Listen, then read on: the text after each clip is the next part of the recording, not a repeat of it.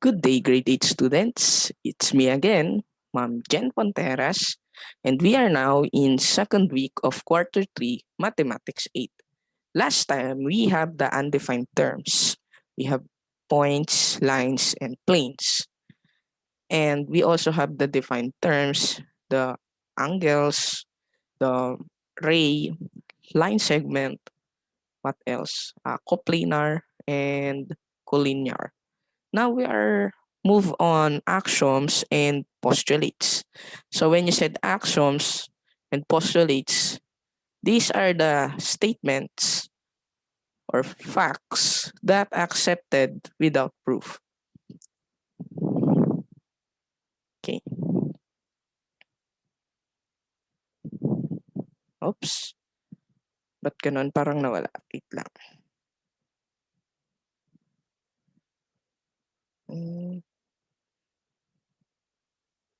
Okay, so these are the examples of uh, axioms and postulates. So we have here, okay, baba muna natin.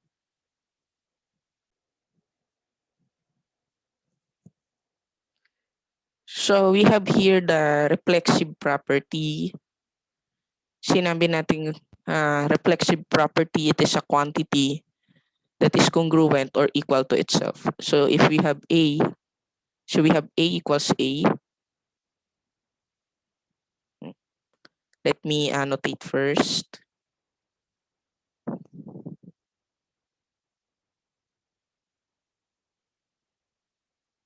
Ayan, lumabas rin. So we have A equals A. So if we are put this into numbers, we have 4 equals 4. Okay. So geometrically, for reflexive property, let's say I have here AB, line AB. So let's say I have here line AB.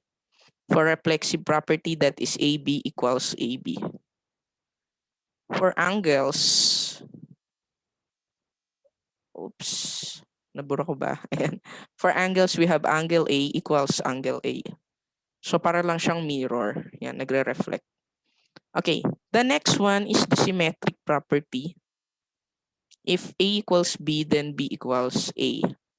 So how are we going to put this into numbers? Yan. So A and B are different numbers. Yan. So kung ilalagay natin sa context ng geometry, maglagay pa tayo ng isa. Wait lang. Baguhin ko lang itong figure natin. Lagay pa tayong isa. Let's say AB. If I have here AB is equals to BC, it follows BC is equals to AB. Yan. A po yan. Okay. So that is symmetric property. Yan. Okay. For transitive property, tatlo na siya. If A equals B and B equals C, then A equals C. So, dagdagan natin. Dagdagan natin to. Mag-extend tayo. Whoops. Wait lang. Hindi maayos. Okay, so dagdagan natin tong line. So we have here D, for instance. So for transitive property, if I have AB, malinaw. Wait lang. Masyado siyang maliwanag eh. Kita ba siya? Black na lang. Yan. If AB is equals to BC and BC equals to CD, what else? AB equals to BC, BC equals to CD, it follows that AB is equals to CD. Yan. Sinasabi niya sa transitive property, kung ito daw ay equal dito, Tapos, yan. Tapos ito daw ay equal naman dito kay CD. It follows yan, that AB is also equal to CD. Yun po yung ibig sabihin ng transitive property. Okay. So I would like to add some more. So aside from that, we also have the definition of midpoint at saka ano yung isa? Definition of betweenness. Yon. Okay. So meron po akong book sa tabi ko para lang hindi ako magkamali. Okay, so I will let you get the screenshot of this one. Then I'm going to erase our illustration para dun sa add-ons. Okay, so yan. So meron pang isa. We have the definition of midpoint. Definition of midpoint. Sabi. Okay, so in definition of midpoint, kung meron tayong midpoint, then the line segment, alam ko sa line segment lang tayo. In definition of midpoint, let's say if let's say A, B, and C are collinear, syempre, para magkaroon ka ng midpoint, dapat collinear sila.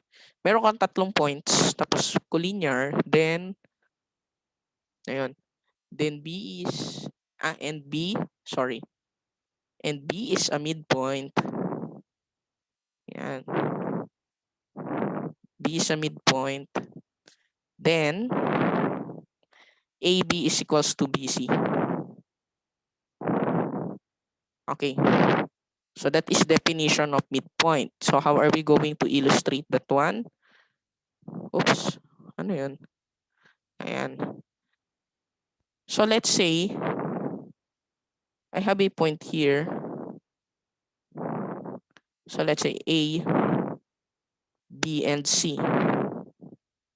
If B is a midpoint, therefore, I have AB equals BC. So what do you mean by midpoint? It is a point that bisects a line segment into two equal parts. So let's say AC is 10. So therefore, since B is a midpoint, this will be 5 and this will be 5.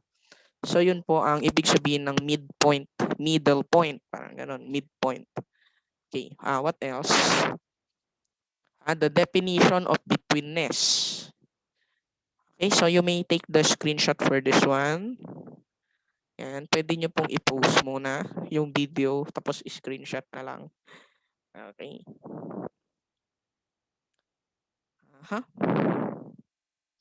Ito pala. Meron pala akong betweenness dito. Meron pala akong betweenness, sorry. Nandito pala siya sa baba. Okay, so no need na alisin. Okay, anyway. Let's proceed to the other properties or postulate.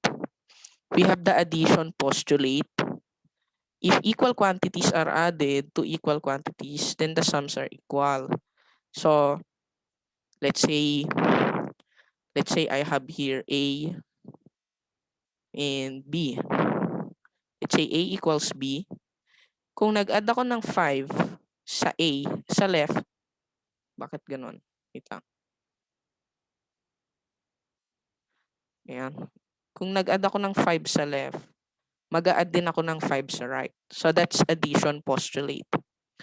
For subtraction postulate, if I have A equals B, kung nag-subtract ako ng 5 sa left, magsa-subtract din ako ng 5 sa right. Okay, that's subtraction postulate. For multiplication postulate, if I have A and B, so, wait lang, palit tayo. So, ganun din. Kung nag-times ako ng 5 sa left, magta-times din ako ng 5 sa right. For division postulate, saan ko isusulat? If A equals, ito na lang. If we have A equals B, kung nag-divide ako ng 5. Kung nag-divide ako ng 5 sa left, magdi-divide din ako ng 5 sa right. Yan. Okay, so these are the 4 properties that we have. Actually, itong 4 na properties na to, ginagamit na siya sa equation. Yan. Pero sa geometry, later on, makikita natin kung paano siya gamitin. Okay. Now, for substitution postulate,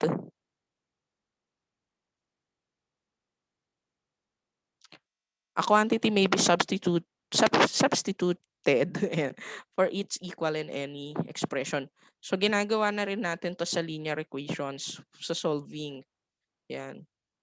So, let's say, if I have A equals B, tapos A plus B equals 5, tapos you have B plus B equals 5. Why is it? Because A equals B. Yan. So, this is the substitution postulate. We replace A, we substitute A by B. Gagawin mo lang to kapag merong kang sinabi sa umpisa ng solution mo na A equals B. Yan. Siyempre, mauuna to. Yan. Parang ano yan pangungusap. Yan. So, A equals B. Yan. So, if we have A plus B equals 5, we can have B plus B equals 5 since A equals B. Yan. So, that is substitution postulate. Okay. For the partition postulate, the whole is equal to the sum of its parts. Actually, kasama din si segment addition postulate. Yan, segment addition. Kasi partition din yan, segment addition. Ay, ito pala, angle addition postulate o kaya segment addition postulate. Okay. So, here in partition postulate, we have the betweenness of the points. So, let us illustrate the betweenness of the points. Sinabi nating betweenness from the word itself, between, pagitan, right? So, let's say you have here A, you have here B, and you have here C. So, if I have segment AB, if we have segment AB plus this one, segment BC, it means we have the sum is equal to this whole line segment AC. Yan. So, that's betweenness. So, ito pwede rin siyang segment addition postulate. Ano yung pinopoint dito na betweenness? Ang pinopoint dito na betweenness is B is in between AC. That's why you have line segment AC. Yan. Betweenness. Okay, so this will be emphasized pag nag-proving na tayo. Yan. Bago mo kasi sabihin yung postulate, minsan meron ka pang i-introduce na statement yan bago ka mag-proceed. So, ma-emphasize yan pag meron na tayong proving. Okay, next. Angle addition postulate, ganun din. Where if you have two angles here, tama, two angles. So, A, B, C, and D. Yan. C yan, C. So, let's say angle BAC plus angle CAD is equal to angle BAD. Yan. So, angle addition postulate. So, angle BAC plus angle CAD, this one, will lead you into angle BAD, the whole thing. Tama, BAD. Mali. Mali ako ng answer. Yan. Angle BAD. Okay. Then the last two is construction. Why is it construction is a good postulate? Because it's obvious. Lalo na kung kayo yung nagko-construct ng given, it's obvious. Isa siya sa pinaka magandang reasons by construction. Yan. Ibig sabihin ng by construction, kayo yung nag-drawing, kayo yung gumawa, kayo yung nagsukat. Yan, construction yon. Next, let's have the angles. All right angles are congruent, which is true, right? kahit makakita ka ng maliit na right angle, ay, sorry bako yung drawing ko. Kahit makakita ka ng malaking right angle, maliit na right angle, lahat sila ay 90 degrees. Okay. All straight angles are congruent. Right angle is 90 pala. Bago ko makalimutan. Straight angles is 180 degrees. But since we are grade 8 students, ang range ng angle natin is from 0 to 180. Okay. Yan. Ito lang muna. 0 to 180. Wala po tayong concept ng 0 degrees sa grade 8 muna. Okay? Kasi grade 8 pa lang eh. Okay, so we are only limited with this one. So kung mapapansin nyo, ang ginawang notation ni ma'am is interval notation. Kapag ka ang notation ni ma'am is parenthesis, ibig sabihin, hindi po kasama si 0, hindi rin kasama si 180. So ano yung mga angles na pwede? 1, 2 degrees 3, and so forth hanggang 179. Yan yung mga pwede. Okay? So all straight angles, burahin natin baka magkaroon ng confusions. So burahin na natin tong part na to. So parang lang siya, madadaanan lang si straight angles. Yan. Pero hindi natin to magagamit sa sa proving si straight angles. So papahapyawan ko na lang. So all straight angles are congruent. So ano po itsura ng straight angles, ma'am? Ganyan po. 180 degrees. Tapos mayroong vertex dito. Ayan. Okay. So para ma-visualize, siya, kamukha siya ng oras na 3:45. Yan, 3:45. Tapos nakagitna yung mga arrowheads. Yan. Okay, next, congruent supplements. Supplements of the same angle or congruent angles are congruent. Supplements of the same angle, congruent complements.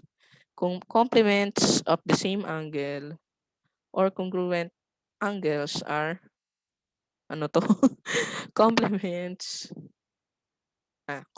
of the same angle or congruent angles are congruent. Okay, so halimbawa ito, ano ba yung mga supplementary angles natin? We have, dapat the sum is, bigyan natin, supplementary angles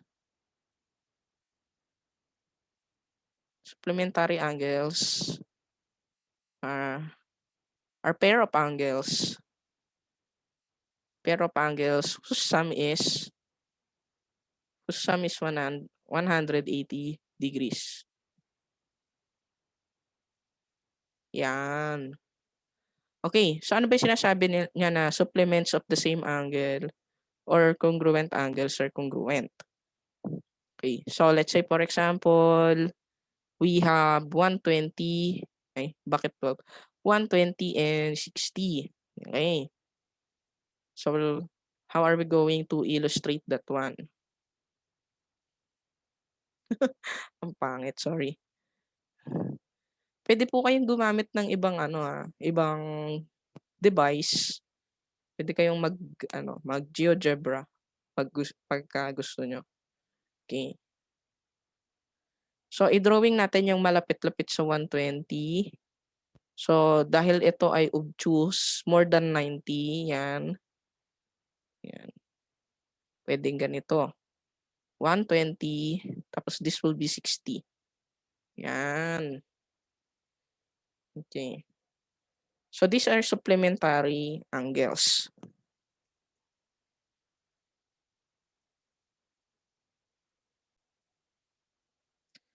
Okay. Yan.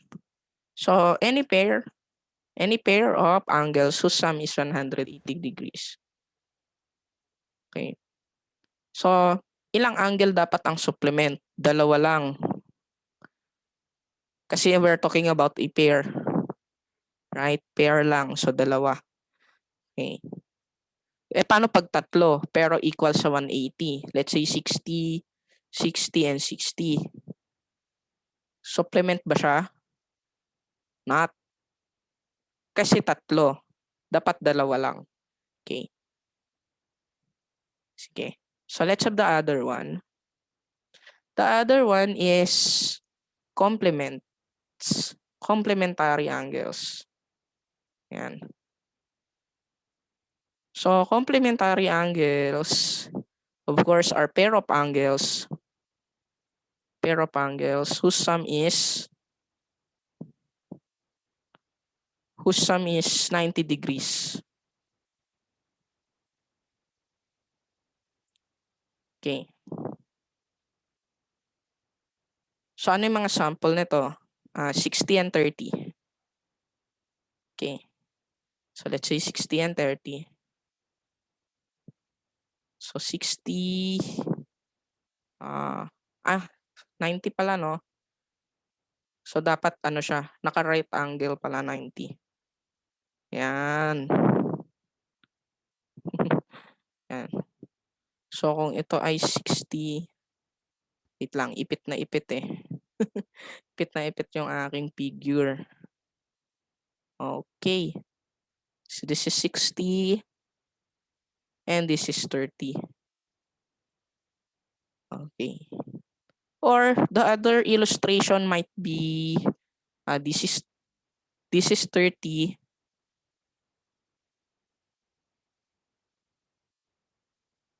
Might be 30 and this is 60. Yan. So, alin man dito equal lang to. So, yun ang gustong sabihin ng congruent complements. Yung 60 dito equal siya dito sa kabila. Yung 30 dito equal din sa kabila, 30. Yan. Kahit na anong pwesto ni 60 at 30 doon sa portion natin, equal pa rin siya dito. Yan. The same goes with 120 and 60. Kung nasa left si 120 mo, let's say for example, ganyan naman siya. Ito yung 120, ito yung 60. Okay. Pareho lang yan. Pareho lang siya dito. Kasi ito congruent dito at itong 60 congruent din dito sa kabila. Okay. So yun po ang ibig sabihin ng congruent supplements and congruent complements. Okay, linear pair. If two angles form a linear pair, then dapat to may then they are supplementary. Linear pair. Then they are supplementary. Okay, what do you mean by linear pair? Linear pair are adjacent angles and at the same time supplementary. Sinabi po nating adjacent sa Pilipino magkatabi. Magkatabi sila at the same time supplementary. So let's say we have here yan. Yan. A B, C, and D. Okay. So we have here angle ABC and angle CBD. CBD. Linear pair, magkatabi, right? Katabi sila. Okay. And at the same time, they will form a supplementary angles. Okay. Wait, naghang yata yung aking ano. Huminto siya. Ayan. Okay. So, paano po namin malalaman, Ma'am Jen, na they are supplementary angles? Kung may protractor kayo, pwede nyo sukatin. Or sa figure pa lang, it's very obvious na close siya sa supplementary kasi ang ating figure ay halos ano lang ng protractor. Yan. Halos sakop lang ng isang protractor. So that is supplementary. Yan. Pero mas sure kung susukatin natin. Okay. By construction. Okay. So that is linear pair. Okay.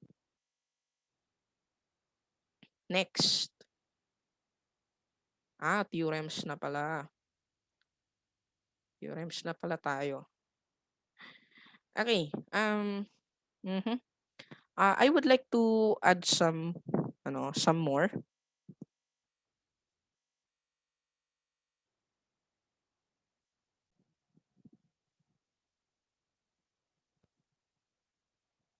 Okay, so let me add some more. We also have definition of angle bisector.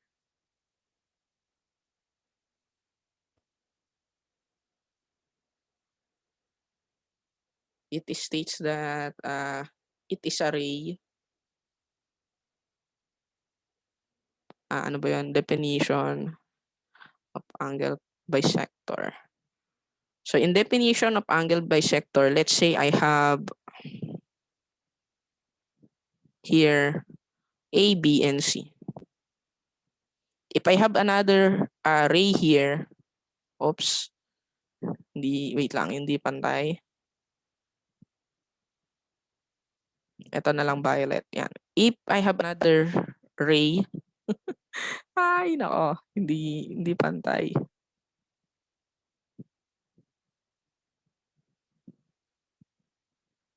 Yan. If I have another ray here, CD, pasensya na yung ano ko hindi pantay, itong ray ko.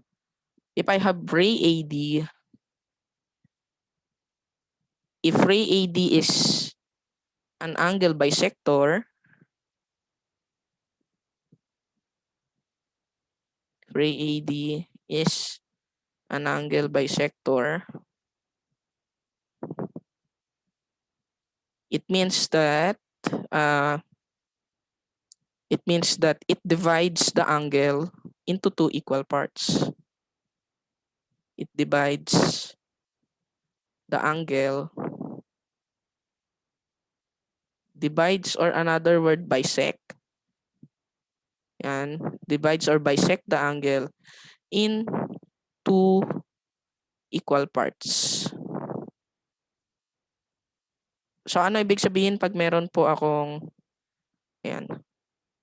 angle bisector? It means that I have angle ABD is congruent to angle DAC. Okay. So bakit ako nag-conclude na mayroon akong congruent angles? Because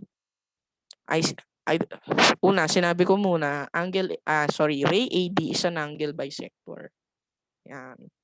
So how are we going to define the angle bisector, or what will be the definition of angle bisector? If ray AD is an angle bisector, bisector of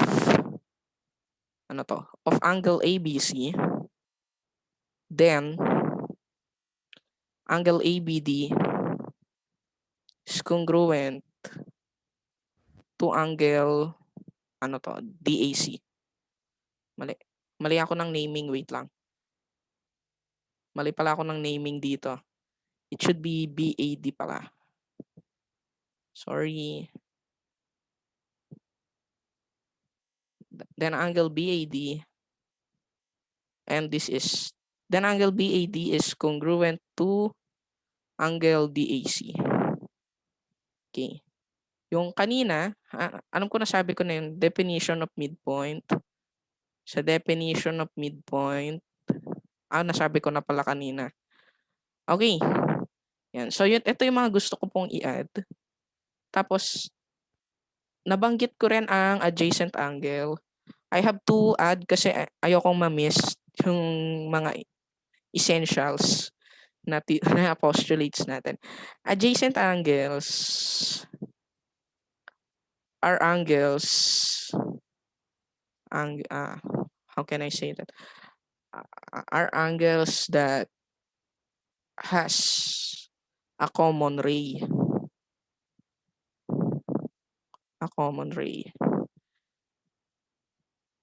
Has a common ray at the same time adjacent, magkatabi lang. Anong pinagkaiba ni adjacent kay linear? Si linear pair magkatabi na, dapat supplementary. Si adjacent angles, ang condition lang niya dapat magkatabi lang. So example, yung panulat ko kasi. So example, this one, A, B, C, tapos D. Ayan. Adjacent yan. Anong mga adjacent angles natin? Angle BAC and angle CAD. Adjacent lang po ito. Bakit adjacent? Kasi magkatabi lang. Right? So ano yung ray na share sila? This one.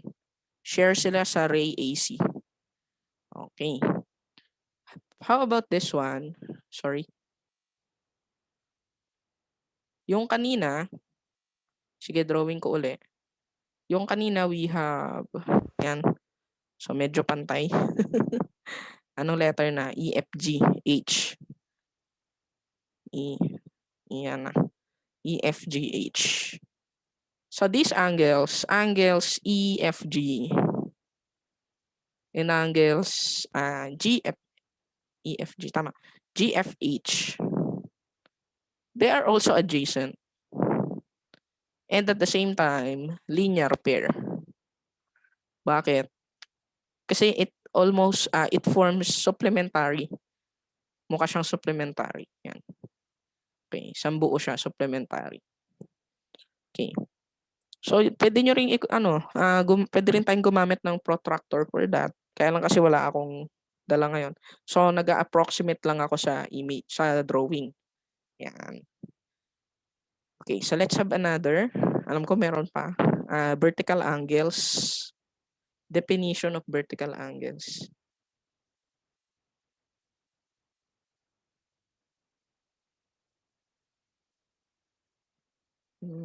Did I miss something? Ayan na, vertical angles.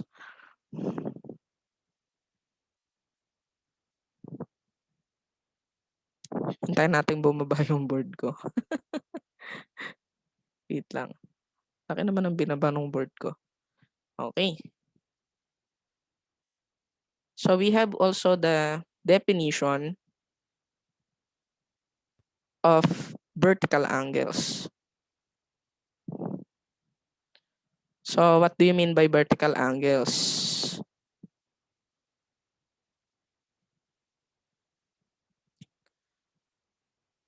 So let me give you an illustration of vertical angles.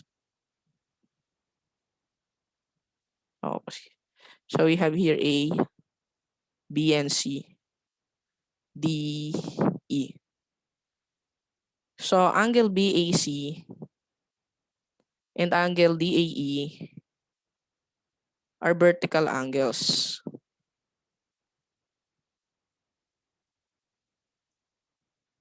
And angle CAE and angle BAD are vertical angles also. Okay, so how are we going to define vertical angles? From our illustration, how are we going to define vertical? So vertical angles has a common vertex. And at the same time, the ray are opposite of each other. So let's say here, BA, ray BA is opposite of ray AE. Ray CA is opposite of ray DA. So sulat natin vertical angles as a common vertex. Common vertex. The rays are opposite of each other. The rays of each angle are opposite of each other.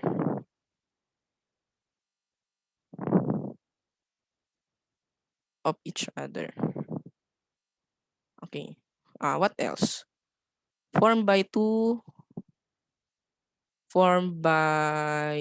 intersecting lines. Yes, that's true. Formed by intersecting lines. And at the same time, non-adjacent. Yan. Okay. Okay.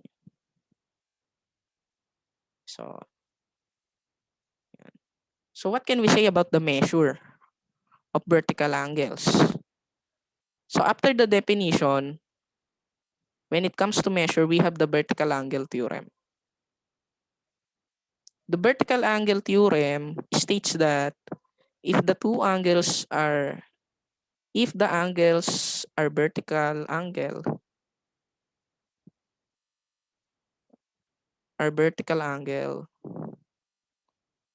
then they are congruent.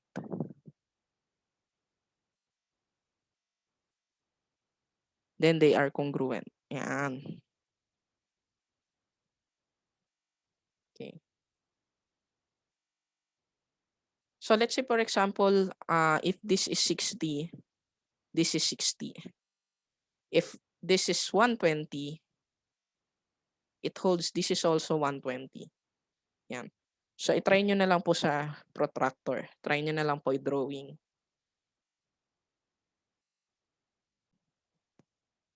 Okay. So, let us have now some important postulates. Let's have some important postulates in geometry.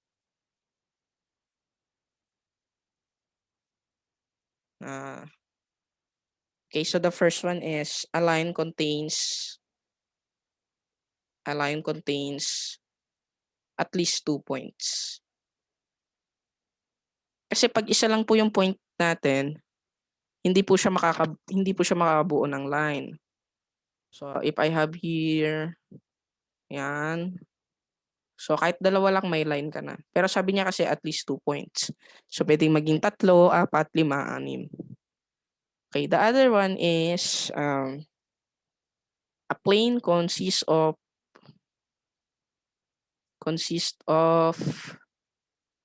at least 3 non-collinear points. Yan. 3 non-collinear points. Okay. So let's say this is plane M. Yan. So I have here A, I have here B, and I have here C. Yan. 3 non-collinear points. Okay. So pag meron na raw akong 3 non-collinear points, makakabuo na ako ng plane. Okay. So anong possible name nito? Plane M, plane ABC. Pwede po ba ang CBA? Pwede. Pwede ba ang ACB? Pwede. As long as merong 3. Paano pag nadagdagan D? Pag nadagdagan, nagkaroon ka ng letter D. So, pwedeng ADB. Basta 3. Basta yung 3 points ay nandoon sa mismong plane. Okay. The other one is if 2 points lie in a plane, ayan. If 2 points lie in the plane, then the entire line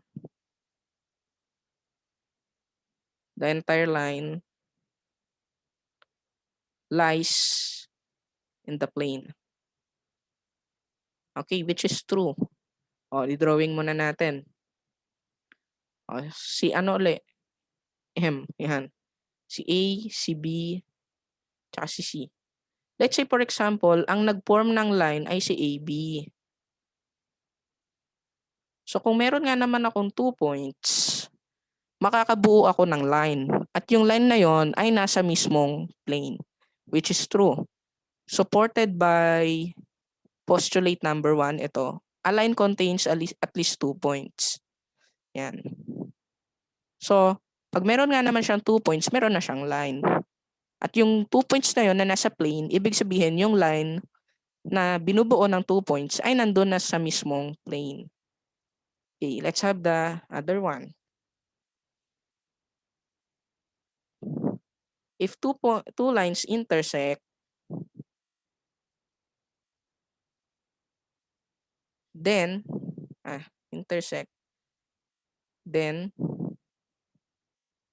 their intersection is exactly 1 point. Their intersection is exactly 1 point. Yan. So let's say, for example, I have here CD and I have here EF. So their intersection is a point. Ang laki ng point ko. Sorry, hindi ko na kasi makita. Yan. So this is, let's say, point G. This is true to all. Kahit dun sa first quarter natin, di ba? Intersecting lines, they meet at exactly 1 point. Yan. Okay. Dito pala sa line, ano pwede maging name nito? Pwede siyang AB. Tapos ganito. Wait lang. Dumudulas, sorry. Dumudulas yung aking pen. Pwede siyang AB. Ano pa? Pwede siyang BC. Pwede siyang AC. Okay? So nakatatlong name tayo sa ating line. Ayan. Next. Last na ba to? Oh, last page na pala to. We have the last page. Sisingit ko na lang siguro sa taas. Lang.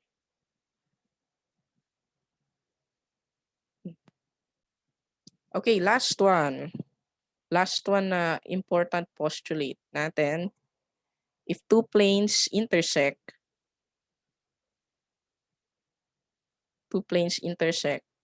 then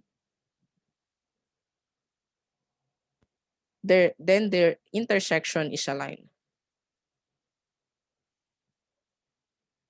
Intersection is a line. Is a line. Okay.